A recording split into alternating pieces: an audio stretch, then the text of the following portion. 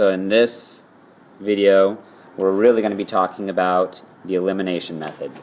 Elimination works a bit differently than substitution method. Some of you will like this a lot more than using substitution method. In the end, you can choose to graph, substitute, or eliminate in order to find solutions. So completely up to you after this. So the blue problem. Let's take a look at the blue problem. When you want to use elimination method, you're always looking for one of the variables to have the same number in front of it. In this case, it's the y's. The y's have the same number in front. And now, in order to make them eliminate, basically make them into zero, I have two choices. My first choice is I can add these two equations together to make one. My second choice is I could minus them to make one. Only one of these will work. So let's see if minus works. Negative 2y minus 2y. Negative 2y minus 2y will equal negative 4. That doesn't equal 0. So that does not eliminate. Instead of minus, let's try plus. Negative 2 plus 2 is equal to 0. So we have elimination there, only by adding in this case. Let's now add the rest. 3 plus 2x equals 5x. And 14 plus 6 is 20. Divide by 5 and x equals 4. At this point, now that you have an x, you can choose to plug this 4 back into either of the two beginning equations. I'm going to go ahead and plug it back into the first one. I have 3 times, plug in the 4, minus 2y equals 14. 12 minus 2y equals 14. Minus the 12th to both sides, and 2y is equal to 2.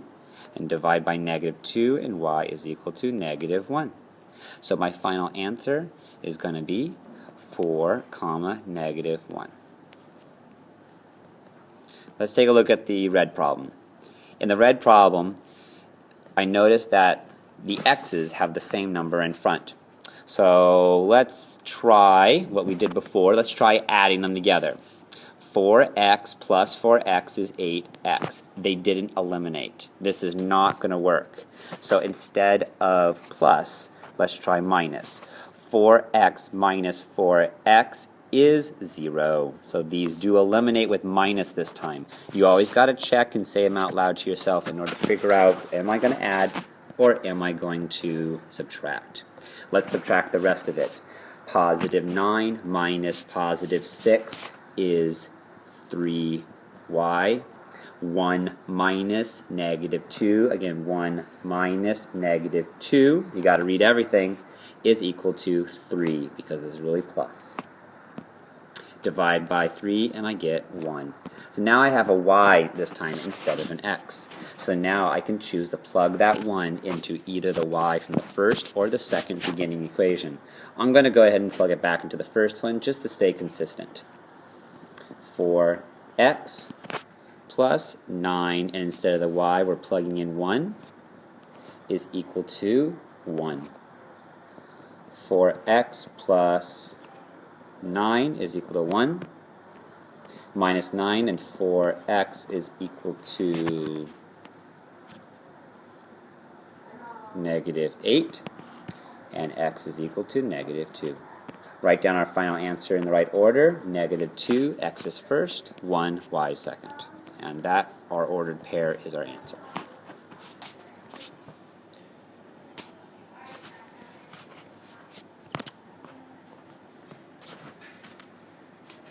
Okay, so let's take a look at this one. Now I'm noticing that I look in front of the x's, a 3 and a 5. I look in front of the y's, a 4 and a 2, and nothing matches. So what I need to do is a little bit of multiplication to make things match. Is there an easy way to turn a 3 into a 5? Nothing multiplies to make 5.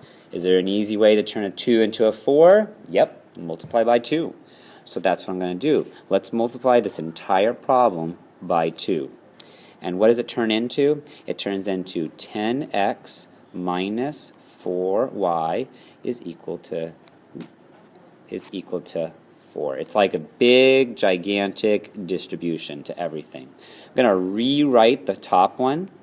3x plus 4y is equal to 12. And now I'm ready to choose what kind of elimination is going to work. So let's look. Am I going to add these guys?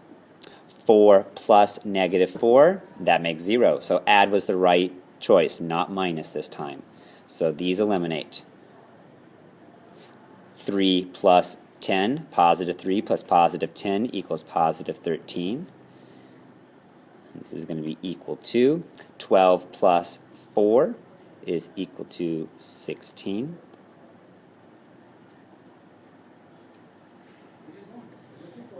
And divide by 13.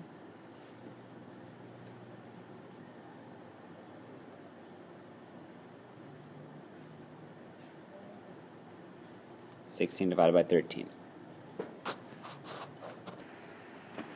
I want you guys to realize that getting fractions do not mean getting wrong answers. Sometimes a fraction is just what you get. Okay, so now that I have an x, I need to plug it into one of the equations to get my y. So I'm going to choose the first one again. Why not? 3 times 16 over 13, because that goes into the x spot, plus 4y equals 12.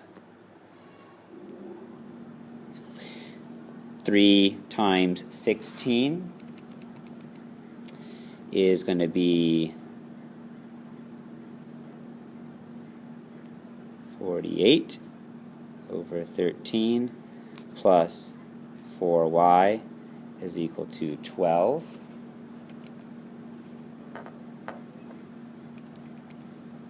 And now I'm going to minus 48 over 13 to both sides. So a little bit of side work. 48 over 13 is going to be taken away from 12. Put that over 1 times the top by 13 to make common denominators. 156 over 13 minus 48 over 13. And we get 108 over 13. Divide 108 over 13, divide that by 4, and you get 27 over 13. And this is an answer. You know, just because there's fractions do not mean that they are wrong. This is just what it is. You wrote this on a quiz, and I'd be absolutely satisfied. That'd be fine. Okay, now let's look at this one. Again, I look in front of the x's, I see a 3 and a 5. I look in front of the y's, and I see a 7 and 2. None of the numbers are matching. Now let's think about multiplying. Can I multiply anything by 3 to make a 5? Nope. Can I multiply anything by 2 to make a 7? Nope. So what we're going to have to do in this problem is multiply both. So the easiest way to do this is kind of do a switcheroo. Multiply the top. If I wanted to match the x's, which is what I'm going to do, I'm going to multiply the top by 5 because there's a 5 on the bottom, and multiply the bottom by 3 because there's a 3 in the top problem. Let's see what these turn into. 15x plus 35y is equal to 75. And now for the bottom. 15x plus 6y is equal to negative 12. Now let's take a look at what type of elimination is going to work. Is it going to be a plus or is it going to be a minus? 15 plus 15 or 15 minus 15? Well, 15 minus 15 will eliminate, so we're going to go with minus for this problem. Now we're going to do 35 minus 6 is 29y. And 75 minus negative 12. You heard the double negative. That means it's really plus, so it makes 87. Divide both sides by 29. And our y is going to be equal to 3. Nice and easy 3. Looked like we weren't going to come out with a good answer or a nice and easy normal number, minus a fraction, but we got a 3. Awesome. Again, for sake of being consistent, I like to always plug it back into the top equation, but it really doesn't matter. So 3x plus 7, I'm plugging in the 3 for the y, and it equals 15. 3x plus 21 is equal to 15. So 15 minus 21 is equal to negative 6. So x is equal to negative 2. Don't forget to write your final answer as negative 2, comma 3. There we go. Now, I've shown you a couple different scenarios that get you a nice point, but we know that systems have 3 possible outcomes. What do they look like in elimination when you know that you can get other outcomes? What do they look like? So let's take a look at these two. So in this problem, I see that neither the x's nor the y's match. So I'm going to have to do some changing. Okay. I can't change a 2 into a 3, I can't change a 4 into a 6, but we're going to have to do the double multiplying. Let's do the top by 3 and the bottom by 2 to make the x's both into negative 6's. I get negative 6x plus 12y is equal to 18. On the bottom I get negative 6x plus 12y is equal to 16. So now when I try to eliminate, let's just focus on the x's because that's what I was trying to match. To make negative 6x go and negative 6x go away, I will have to add them. Negative 6x plus negative 6, sorry, Mr. Card make a big bonehead mistake. It's going to be minus, and here's why.